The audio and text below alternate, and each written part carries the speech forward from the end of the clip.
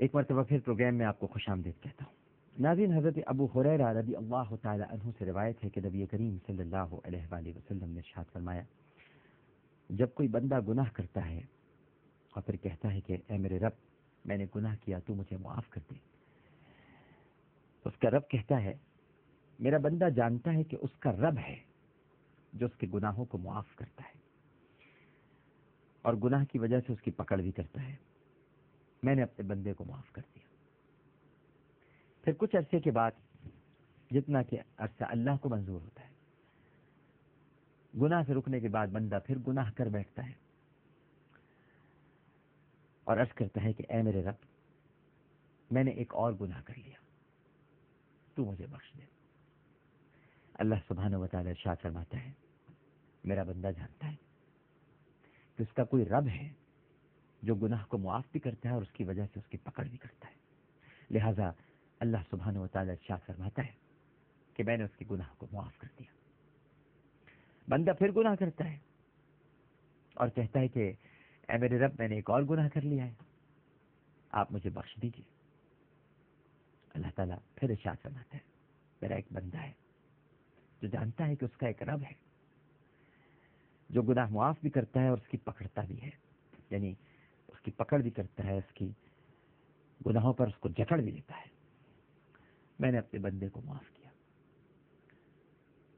اگر وہ اس طرح گناہ کر کے توبہ کے عمل کو صدق دل کے ساتھ دہراتا رہے تو وہ جو چاہے کر لے، لیکن اگر گناہ کی حالت میں قبل از توبہ موت آ گئی ناظرین کرام، تو پھر سوائے پچھتاوے اور بدکاری کی کالت کے کچھ اور نہیں ملے گا، کیونکہ آدمی کو تو اپنی موت کی خبر نہیں ہے اور توبہ کا عمل اس کے لیے یقینی نہیں ہے۔ بڑی اہم بات ہے، موت کی خبر نہیں ہے اور توبہ کا عمل اس کے لیے یقینی نہیں ہے۔ حدیث شریف میں آتا ہے،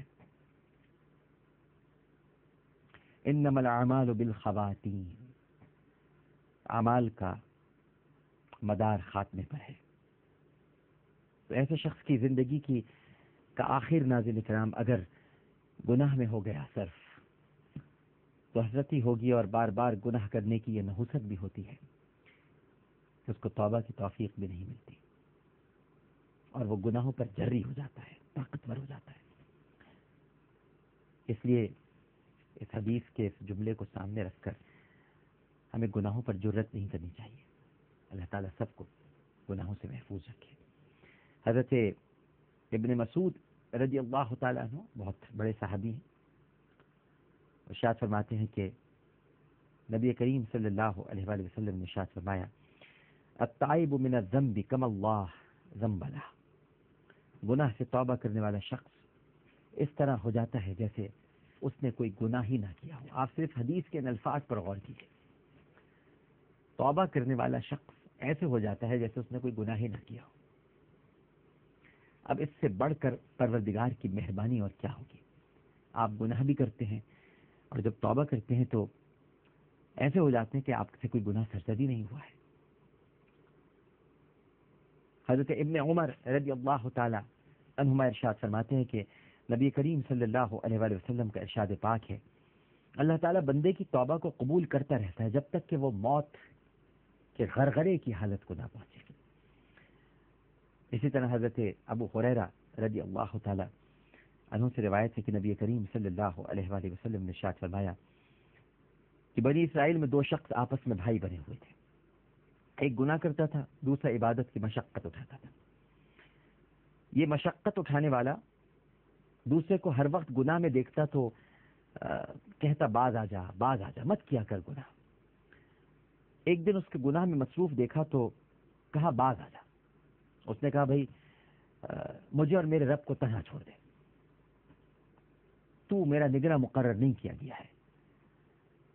اس نے کہا کہ خدا کی قسم اللہ تجھے نہیں بخشے گا، یا روایت میں آتا ہے کہ یہ کہا کہ اللہ تجھے جنت میں داخل نہیں کرے گا۔ چنانچہ ان دونوں کی روحیں قبض کر لی گئی۔ یہ روحیں اللہ کے سامنے پیش ہوئیں تو اللہ تعالیٰ نے محنت کرنے والے سے کہا، مشقت کرنے والے سے کہا، کیا تو مجھے جانتا تھا؟ بڑی توجہ طلب ناظرین کرام بات بیان کر رہا ہوں آپ سے. کیا تو مجھے جانتا تھا یا جو کچھ میرے اختیار میں تھا اور ہے تو اس پر قادر ہے؟ پھر گنہگار سے فرمایا جا میری رحمت سے جنت میں داخل ہو جا، اور دوسرے کے لیے فرمایا اس کو جہنم میں لے جاؤ. یعنی میں آپ کو یہ بتانا چاہتا ہوں ناظرین کرام اس حکایت سے، جو کہ حدیث بھی ہے، کہ آدمی چاہے کتنا ہی نیک کیوں نہ ہو، توجہ فرمائیے گا کہ آدمی چاہے کتنا ہی نیک کیوں نہ ہو، کسی گناہ گار کو حتمی طور پر جہنمی مت کہو، مت کہیے. آپ کو خدا کی رحمت کا اندازہ نہیں ہے. کیا معلوم معاملہ الٹ ہو جائے، کیا معلوم. دیکھیے نا، وہ عبادت پہ مشقت کرتا تھا، محنت کرتا تھا، لیکن ایک دن جہنمی کہہ دیا.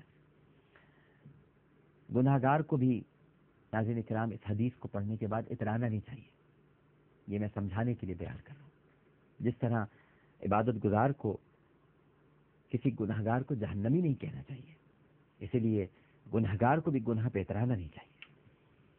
ہو سکتا ہے یہ اس حدیث کا مصداق نہ ہو اور دوزخ میں جلنا پڑے، ممکن ہے. اور یہ نیک رحمت خداوندی سے مایوس تھا، جیسا کہ حدیث سے کے مفہوم سے معلوم ہوتا ہے، اس لیے اس کو دوزخ میں ڈالا گیا، کیونکہ خدا کی رحمت سے نا امیدی کی یہی سزا ہے. مایوس ہو گیا تھا گناہگار کے بارے میں، اس نے سوچ لیا تھا یہ تو جہنم میں ہی جائے گا. یہ بھی تو ایک مایوسی ہے. مایوس نہ ہو، ہمیشہ امید سے رہیں. تو نہ اس حدیث کی بنیاد پر گناہگار کو اترانا چاہیے، اور نہ اس حدیث کی بنیاد پر نیکوکار کو یہ چاہیے کہ وہ کسی گناہگار کو ہر وقت آر دلا دلا کے اسے جہنمی کہے اور مایوس ہو جائے اس کی طرف سے. اللہ تعالیٰ نہ جانے کب کس کو ہدایت دے دے. ہدایت تو وہ پھول ہے جو دل کے آنگن میں اسی وقت کھلتا ہے جب کھلانے والے کی مرضی ہوتی ہے. جب وہ چاہتا ہے تبھی ہدایت ملتی ہے.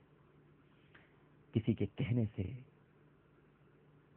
کسی کے راہ دکھلانے سے یا کسی کے سمجھانے سے ہدایت نہیں ملتی. یہ اللہ تعالیٰ کی عطا ہے، وہ جس کو چاہتا ہے اسی کو ہدایت عطا فرماتا ہے. لہذا ہمیں بہت خیال کرنا چاہیے اپنی عبادتوں کے معاملے میں بھی، اور کسی پر تنقید کرتے ہوئے بھی. ہم بھول جاتے ہیں ناظرین بسا اوقات، اپنے آپ کو اتنا متقی سمجھنے لگتے ہیں، اتنا پرہیزگار مان لیتے ہیں، یعنی اپنے ہی بارے میں حسن ظن کا شکار ہو جاتے ہیں. حسن ظن اچھی چیز ہے، بدگمان نہیں ہونا چاہیے، بدظنی نہیں رکھنی چاہیے، لیکن ایسا بھی نہیں ہونا چاہیے کہ آپ اپنے سجدوں پر، اپنے قیام پر، اپنے روزوں پر اتراتے رہیں، اور جن کو توفیق نہیں ہو رہی ان کو جھٹلاتے رہیں، ان پر اظہار برتری کے لیے غرور کریں، فخر کریں. اور کہیں ایسا نہ ہو کہ آپ کا یہ غرور، آپ کا یہ فخر، جیسے کہ رمضان المبارک کا مہینہ ہے، اگر کوئی روزے نہیں رکھ رہا تو اس کو ضرور سمجھائیں کہ روزہ کیا ہے، لیکن اس پر اپنے روزے کی برتری نہ جمائیے، کیونکہ پھر حشر وہی ہوگا جو حضرت ابو ہریرہ رضی اللہ تعالی عنہ سے بیان کرتا روایت میں ہمیں پتہ چلتا ہے. کیونکہ پتہ نہیں وہ کب روزے دار بن جائے، اس کے دل کے نہا خانے میں کب وہ بند دروازہ کھل جائے جس پر لگا ہوا قفل یقیناً اس کی چابی اس کے پاس نہیں ہے، ورنہ تو وہ خود کھول لیتا. اس کی کلید تو خدا ہی کے پاس ہے، جب چاہے گا وہ قفل کھول دے گا اور بندہ اس کی طرف دوڑتا چلا جائے گا. تو بندے کو خدا کی طرف جانے کا موقع دیجیے، راستے مت روکیے. اپنے سجدوں پہ، اپنی عبادتوں پہ، اپنے قیام پہ، اپنے اس ماہ سیام پہ غرور مت کیجیے، تکبر نہیں کیجیے. اللہ کو اترانے والے، اٹھلانے والے، جتلانے والے پسند نہیں. عاجزی، انکساری کے ساتھ اپنی عبادتیں کرتے رہیے، کیونکہ ہم تو چاہ کر بھی ناظرین کرام اس کی عبادتوں کا حق ادا نہیں کر سکتے. ہر وقت اس کا فضل مانگتے رہیے. اور جن کے بارے میں یہ جانتے ہیں، سمجھتے ہیں کہ وہ بھٹکے ہوئے ہیں، بہکے ہوئے ہیں، انہیں پیار سے، محبت سے، اخلاق سے اللہ کی راہ کی طرف لائیے. وہ راہ پر نہ بھی آئے تو کم از کم آپ کے اس اخلاق کا، آپ کے اس پیار کا آپ کو ثواب ضرور ملے گا.